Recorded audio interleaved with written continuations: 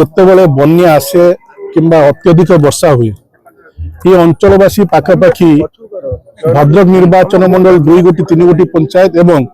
ধামনগর নির্বাচন মন্ডলীর কিডি ব্লক কুবেরা পঞ্চায়েত তল গোপবিন্দা পঞ্চায়েতর অনেক লোক মানে ये বন্যা যোগু সমস্যা ভোগ করতে দীর্ঘ বর্ষ ধরি এই অঞ্চলবাসীঙ্কর দাবি थिला এহাকু স্থায়ী সমাধান করিয়া পাই যাহাকু নূতন সরকার से दाबी को ग्रहण करी आज प्रथम थरकर सारंदी नदी दुई पार्श्वर पाखापाखि 12 कोटी टंकार एक नूतन प्रकल्पर शिलान्यास है। यह द्वारा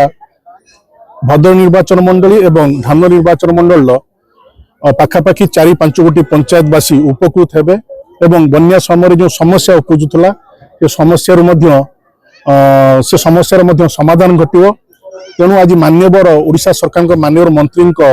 अध्यक्षतार नेतृत्व ये कार्यक्रम को आज संपादन करगला। निश्चिंत मोर विश्वास अच्छी जो भरोसा विश्वास रखी लोक माने